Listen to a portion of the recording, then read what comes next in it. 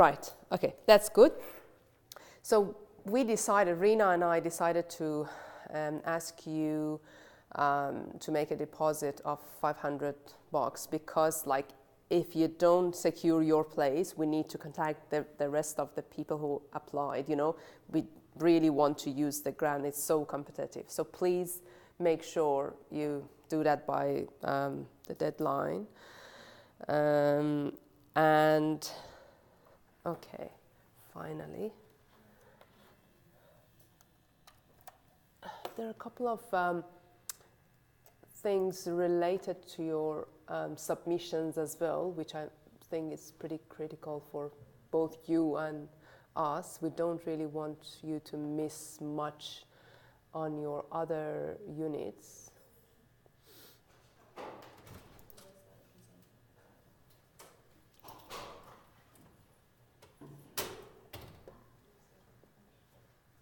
Okay.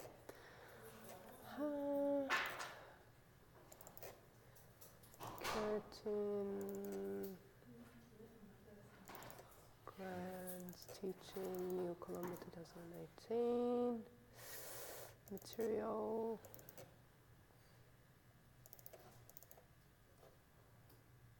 Okay, so as you know, we will be leaving between September and October. I'll give you the accurate dates in a, well, we have worked out the itinerary for the trip, but like the dates might slightly change depending on the flight availabilities and you know the pricing, etc. But it's almost fixed. So I just listed the criteria here again because I thought it's good to double check. Hello. I think you're the only lady on campus. I was just saying that we have one more lady OUA student. So, so you're an Australian citizen or permanent resident currently enrolled at Curtin, and you're all enrolled in Arch 3007, right? Okay, and between the age of 18 to 28, and must not have received another NCP so far, right? Okay, all good then. So this is the draft of the schedule, what we're going to do. Rina prepared that for us. So we need to do some tasks before we leave, but like major tasks will be done over there, but I just want you to make sure that like you are prepared to do things. For example, we have a survey for which we need to apply for ethics application, and this will be done by Rina and I, so you don't have to be worried about that. I don't know whether you know what is ethics application at all. Ethics approval. Okay, so you're bachelor students, so you haven't faced this before, because our master students, the thesis students, sometimes need to apply for the ethics application. So when you approach community and when you ask questions from people like Indian people in that specific community, we need to make sure that our questions would not hurt them. So this needs to be monitored prior to distribution of the survey. So that's why there is a committee over here that will check all of our questions and what we want to do over there and all those things. But we deal with these formalities, but you still need to be well prepared in terms of how you're going to administer that survey and what kind of information do you want to get, and so all those detailed programs will be discussed with you in perhaps a future session. I don't want to go through the details of the technical or technological issues we want to address, but so our program is like a little bit preparation here and then most of it over there. For now, it is scheduled as this, like leaving Perth 19th of September, and we will come back 3rd of October. So this is as part of the NVP requirement. We need to deal the project within 2 weeks' time, 14 to 15 days. So as you can see, and then we will have some regional tours as well, some study tours, and then we will be working on the study area in almost the second half of the trip. I will join you a few days later, so you and Rina will start from here, and then I'll join you at the second half because I have other responsibilities that I have to take care of. And I can share with you this draft, but perhaps it's good to finalize it, and we'll finalize it soon anyway. We have to, and then we could share that with you. So we have some free days, not free days, like tours for you to understand the context and culture of the region. So it's not like, okay, you land in, within a community that you are not familiar with them at all. Culture, language barrier, all these things might be a kind of barrier between you and community who you will be collecting data from. So we need to kind of make a balance. So we'll have some easing process. Again, I think I've addressed some of those things quickly, but you need to apply for the visa well ahead. I think India consulate, what I heard from them was that like the process for issuing visa takes long time because they ask you where did your grandpa, where was he born, or where was your grandma born? So they ask so, detailed question.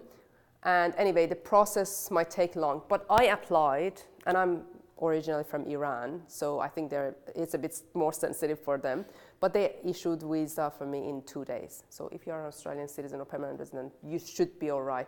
But please apply for the visa well ahead. We don't want to, miss you just because of, visa problems. And please pay your deposit by the deadline, end of this month.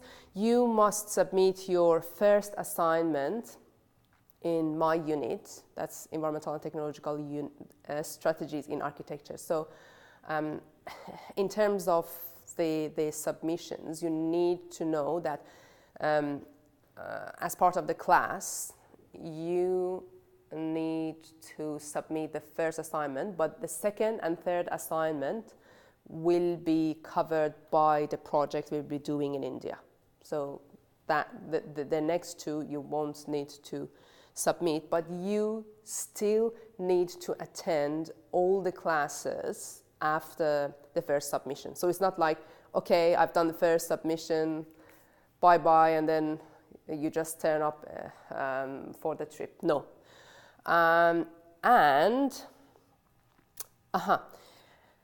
It is your responsibility to make sure you submit your other unit's assignment, and I believe you by now should know the due dates for Simon's. Are you all enrolled in Simon's Design Studio and Methods? All of you? Okay. So I think Simon has published, or if you attended the orientation session yesterday, so you know that I think his second, if I'm not mistaken, his second submission is 1 week after we come back, right? So make sure you do things well ahead, you are prepared. Like, again, this is your responsibility. You are mature students, and it's your responsibility to cover all other assessments in other units. And by the way, I don't think, from the conversation I had with Simon, I don't think he is very keen to give you extension as well. So I would suggest not to ask him because the answer might be negative. Anyway, you also might miss some of your classes apart from the submissions. You will miss 1 week of classes, so 1 session of whatever unit you have.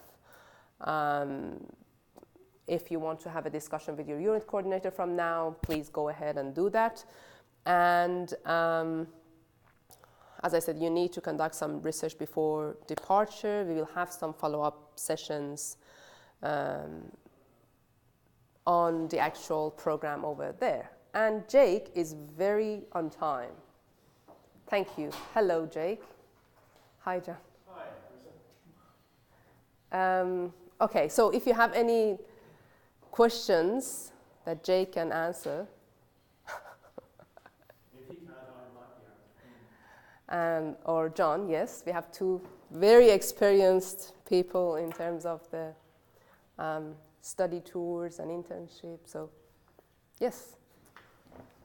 I think that's all right. I can cover that later on, but we'll get your questions while John and Jake are here. Yes?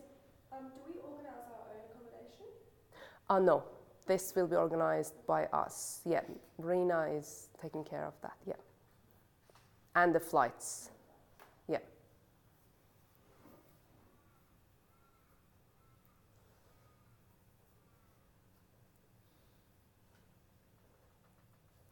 Can you go back to the next slide? To This one here. the previous one. Yeah, okay, cool. No. What was the one before that? Mm-hmm. Okay, apply for visa well ahead. Is everyone an Australian citizen? I'm assuming. Oh, actually, sorry, what was Where your are name? you from? Tom. Tom. Where? From where? Ireland. Ireland. Okay, that's not a problem. Should be. Pakistan and Iran usually present problems. I in got my terms of visa in visas. 2 days. Oh, there you go. So there's See? Iran's not so much of a problem. Yeah. You have the common enemy of Trump.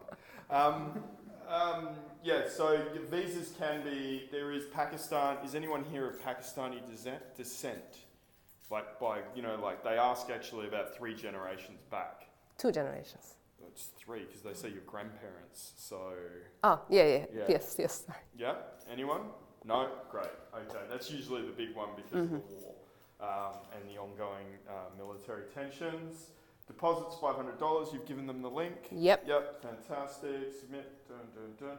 In terms of what Curtin covers, Curtin will, as has been indicated, we have to book through the Curtin travel person here because Curtin provides you very comprehensive travel insurance free of charge. So you don't need to do that, but the travel people do that, and we have to log in where you're going and where you travel. The other thing that you'll do, and this will come later on when we have to do some of the risk management stuff. You've already done the profile. In their process of doing it. It's a very lengthy thing that we have to go through. Yeah. There'll be a number of security and health briefings. John and I have spent significant time in Indian hospitals. So, and then in fact, yeah.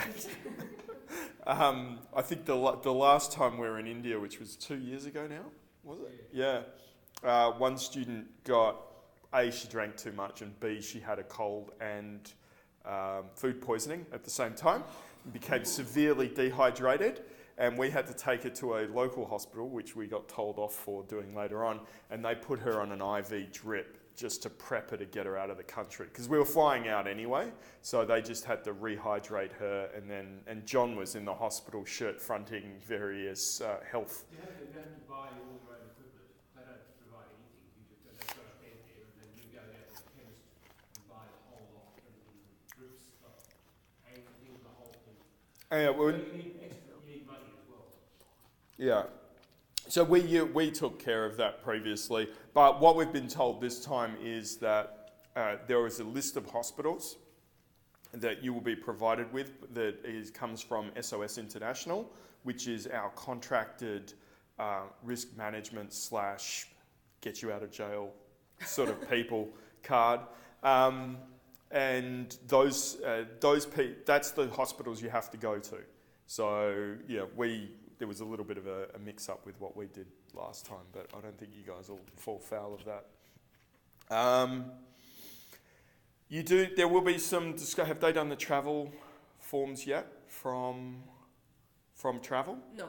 Okay, so you'll have to complete some travel warning forms. If any of you have pre-existing medical conditions, you do need to disclose that. Well, you don't need to, it's your right not to, but if it turns out that you have a pre-existing medical condition and you don't declare it, insurance is entitled not to cover it. So if you declare, then they understand, then they will do their own assessment on that, and that will come through. You'll be sent through basically an online form or survey that you will go through, and then that gets processed and parts of it get forward. If you do have a particularly severe, and we've had some people with some really bizarre medical conditions over the years, yeah? It's been some strange ones, yeah? Anyone here get anxious flying? Yeah, we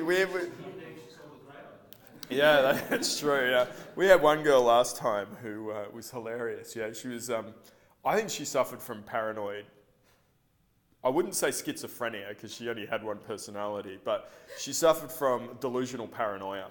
And she insisted on riding in the car with me the whole time about, we didn't go this way last time, we're going to be abducted. Yeah, she was bad. Yeah, so anyway, she had to, and she was taking medication for that. And again, that comes down to if you are taking medication for various things, make sure that that you have prescriptions and permissions from your doctors, because in some cases this might be restricted entry, both going out and back into Australia sort of thing. And, you know, to be honest, I think we've seen it all, right, John? Yeah. So, Perez is yet to experience this lovely students. Hopefully not. Yeah, hopefully not. It's not an issue. Can I just take back to the visa? Yeah. Before we go further on, you need to be very careful about where you get your visa from or who you engage to get your visa. Usually we do it through, have done it through VSF, I think it is. Yeah, exactly. Which is actually in the city, in Adelaide Terrace? Good Earth, Adelaide Terrace. It's best to go to In the Good Earth Hotel. There are all sorts of people out there who will claim to be able to get your visa for you, and some of them might be able to, but you really don't have a guarantee, particularly with electronic visas. I really don't know how electronic visas work with India. I went to Iran recently, and I got an electronic visa. That seemed to work fine in the end. But with India, it can be that they are paranoid. They are absolutely paranoid. They'll search you before you, as soon as look at you. So you need to make sure you choose the right people to go get the visa from. I can actually send you the link if that's a more secured way. I did that, and it I would worked. do it personally. Yeah. I wouldn't touch the electronic stuff at all. I'd go and do it personally. So you go in there, you filled in the form, you've got to do it. You've got to do it online, print it off. Yes, Go to the DHS, pay the money over, and they take your passport. Yeah, it comes back in a couple of days, stamped, all ready to go. Yeah, that's the process. I know that Diane Smith, who's now retired, tried to get hers online, and it ended up in a complete mess, and she had to redo it. So I'd be very careful about how you do it. Yeah, I can send you the link, but the process is like what John explained. So I went there in person and just lodged my hard copy of the documents and got the visa back in 2 days. It can take some time because Yeah. often it's full, it's packed, and it's only a small office. But at the same time, it's worth waiting because you can't afford to muck around. You can lose money Yeah, online. you can make an appointment. This is what I Yes, you did, can make it. and they're pretty good. Like I just went there, I don't know, 10 a.m. and they called me 10 a.m. So it's all right. It's not a big deal, but as John said, like there might be some like inaccuracies in the process. So perhaps it's good to. If you go online and ask for a Indian visa, you get about $3,000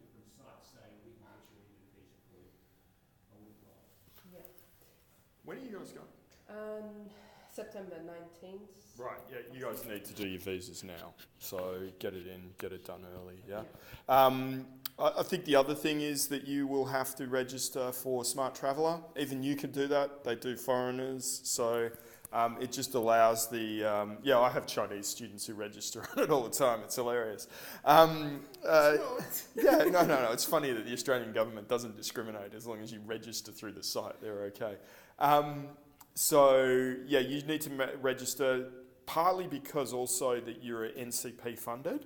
So DFAT has asked that all the people who are going overseas do register through Smart Traveller because obviously that's their platform for tracking people. So that would be really good. You should do that. I usually get my students to you get a registration number at the end. I get that sent to me, or Parisa can have that sent there. The other component is that you will need to do a code of conduct form. You know, the Irish can get pretty unruly in my experience, so, you know, we need to make sure that we can fail you if you're an asshole. You are subject, you are representing Curtin and Western and Australia as DFAT, given that most of you are getting money. So that's an important aspect that we need you to behave appropriately as a result. We're fairly understanding of most things. Had to tell Tam off there at one point. She came on the first India trip and you're told there's security issues at night, particularly with women. And we basically had the rule that you can't drink outside the hotel. And Tam came back one night with a couple of boys and she was absolutely plastered. Yeah. You and I. So she got a bit of a telling off from me, but yeah. So we do take safety in India very, very seriously, and you guys are spending, I think, quite a bit of time in Delhi. Yeah, most of the trip actually. Yeah. Some regional. Yeah. So you see, look at John's face there when you mentioned Delhi. Yeah, he's just like. It's an edgy place. Yeah. Where are you guys staying in terms of your hotel? The hotel. Are you doing the broad walk? Finalized. I don't know. Rena is taking care of that through an agency. Right. Okay. Depending where you stay, Delhi is it's the most violent cities in India. I mean, it still doesn't compare. Jake, you're no. mean to just encourage my students. I'm encouraging them, but you gotta tell. It's not. But look, at that point, it's not Bogota, right? It's not. There's not roving gangs with guns and those sorts of things. What it is there is a lot of people there who are homeless. There is a lot of people there that are experiencing, there's some major social issues that come through Delhi. Sorry, I keep getting it confused with the Timorese capital. Particularly for girls at night. I think that's a huge thing. We always have minor instances. There's a lot of horrible things. I hate saying this, sorry, but Delhi's the rape capital of South Asia and probably the world. And I'm foreign, not scared. I know. But it's all at night. There was that horrific incident that you guys might remember that happened 2 years ago. The girl that was gang raped on the bus. Tourists aren't exempt from that. If you just do a Google search, it's quite prominent. To the point where last year the tourism minister said foreign women should not wear dresses, particularly in Delhi, because of the ease of what that apparently facilitates. So, be mindful of that, and your personal security in Delhi is a priority, I think, for any of these trips. But it is an incredible place. It's amazing, and you'll never see another city like it. You had a great time, right? Yeah, it was an experience. It We was, never forget. Chunli Chalk. Did you buy a sari? Yes. Yeah. I did. That was really cool. Yeah, so there's lots of opportunities there during the day. I mean, during the day you can generally do what you like and walk around and those sorts of things. It just becomes at night, it just gets a bit dodgy. But there's some incredible things. And a lot of the people are quite amazing. And I think you guys are working with some students? Yes. Yeah. Planning department over there, and also with community. Yeah. So those, the experience that John and I have had in the past with Rena in that particular regard is the Indian students are quite incredible, really engaging, and you get along with them really well. And a lot of the students that went on those trips still are in contact with those Indian students, and I think some have actually gone back and visited a few times as well.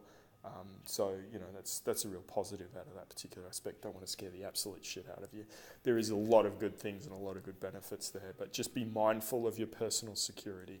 But I think you guys will have another briefing in regards to that. Yeah. Yes. And we do have very good, I'll reiterate this, very good insurance, and Curtin takes care of you very well in that particular regard. So if you get killed, don't worry, No, we have a very no, good we've insurance in never- place. We've never lost anybody. Never lost anybody. Yeah. Obviously, that's a joke, guys. I mean, please don't take that serious. So if you have any question regarding, you know, the logistics of the trip, visa things, please ask them while they're here, because we might not find Jake and John later on. Any questions? Yep. Am I able to get the government funding if I'm a PR? No. Citizens only, buddy. Because, you know, you can't even get HECS, right? Yeah. Yeah, so... Is that the case, Jake? Right? I thought permanent residents are also... What is the... Did you check the conditions? Well, initially, we thought, and I'm pretty sure we had this discussion perhaps with maybe Charlotte or someone, but then when I double checked with her like a few days ago, she mentioned must be a citizen as one of the criteria. So I was a bit, confused whether we can... My understanding is because we had, what's his name, Ingmar, put in, and he was a PR, and he had to give the money back because he was only a PR because he was a Dutch citizen. Okay. And he was only a PR. Mm. I said to him, I said, well, because DFAT actually pointed that out because they go and check, and they said this person's not a citizen. So in that case, they are not even eligible for the OS help loan as well, because they That's should... my understanding, yeah. The OS help loan's a little bit different from the criteria that I saw. They might be able to access that, but I'd have to check that again. They keep reviewing these things and changing them, because initially PRs were allowed, and then they tightened up on the regulation. Mm-hmm. And then, then they introduced the age bracket, and then they wound that back a little bit. So I would check that, but my understanding is that you have to be a PR in order to, not a PR, you have to Citizen. be a citizen to be eligible for the employer plan. Mm-hmm. Correct. And do you think you can apply for the citizenship now? Yeah, I don't know. could. If I had applied for it, would I be able to? If say it was in process. How long would it take for you to get it? I don't know. I've heard from some people that takes like 14 months, and then others like. But there is the possibility that you can apply that as an urgent case. Yeah. I know that if you have a good justification, this might be... This could be. It's saved you a bunch of fees as well, man. But the thing is that we also need to know that quickly, Yeah. because if you want to withdraw, we need to offer that place to another Yeah. student. I think the aspect here is that you might want to email Jane and say you've got someone who is applying for PR, Mm-hmm. for citizenship, can they get the loan? And see, she'll email the department and say they're not giving you a definitive yes or no in that Okay. particular regard. So if they say, as long as it's by X date, and even if it's after the study tour, they may say, but you've got to make sure that DFAT remains on site and that they have that determination. Even if they don't mention your name specifically, Yeah. Jane will put through as a general inquiry around that. Okay. So, What was her family name? Bruno? Not do Alison. Alison, okay. Alison Johnson Yep. is probably the better person to talk to. Okay. All right. Any other questions? Does that $500 deposit, what does that actually go towards? Is that just to secure our spot? No, that's part of the expenses. We estimated the total expenses, and it came up as like 3,500. There might be I don't know, a couple of dollar or $100 up or down, but this is an estimation, for the food, all those meals, etc. And this is done by RENA, so that's the expenses, literally. So typically what we do with these figures is we do an initial budget estimate, but if you're familiar with military doctrine, no plan survives first contact. But we'll return that back to you if there so is, what will obviously. happen is that estimate is usually pretty accurate, but if there's too much, we usually chuck in a couple of dinners at the end, or we'll organise something that will expend that money that is of benefit to you guys, usually something a little more recreational.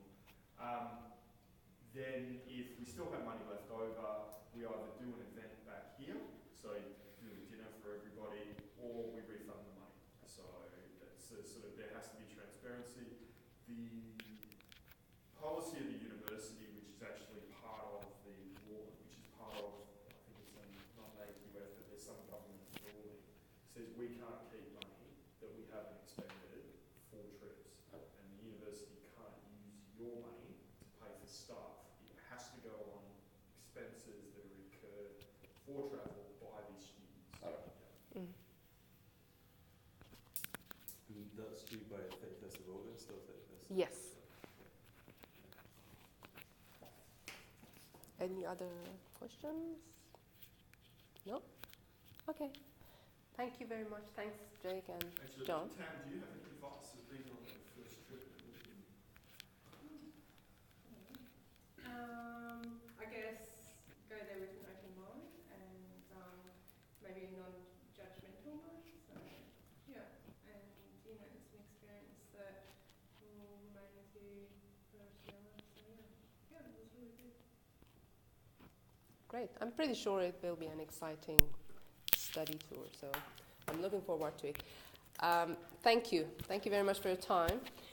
So we will have a follow-up session for the details of the actual work. Later on, I just need some time to, just write down the details and the brief of what we want to do over there. But feel free, I actually included some themes to think of. So if you'd like, and if you have time, I think that's a good time of the year. You still haven't started the second semester. So just search, Google these themes, buildings as power stations, and the general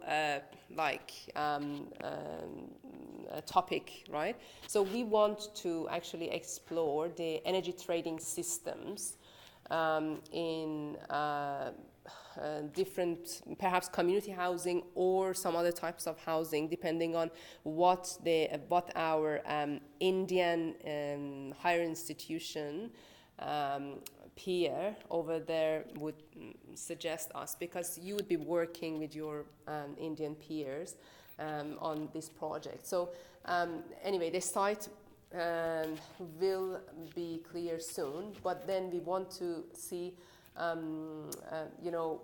how can we apply this off-grid energy business model, and then we want to see how we can implement solar home systems and the energy trading between the housing, and whether, and this is also one of the most important aspects, whether the community are ready to uptake that technology or not, because there is a social side for the things as well. And obviously consumers' financing and affordability is a huge, it could be one of the most important crucial aspects. And then what is the Indian government policies on energy, which might be encouraging or discouraging to implement the system we're suggesting. And with this project, we actually want to have real impact on people's life. It's like we're suggesting a system that might be very beneficial for those people who don't have access to grid at all, or if they do, there might be some difficulties in terms of the finance, etc. And if they trade between themselves, we are kind of addressing that problem. So we are addressing a social, everyday problem of people as well. So I expect it would be a very interesting project. But as I said, I will give you a brief later. Any questions? No? Okay, thank you. Thanks, guys.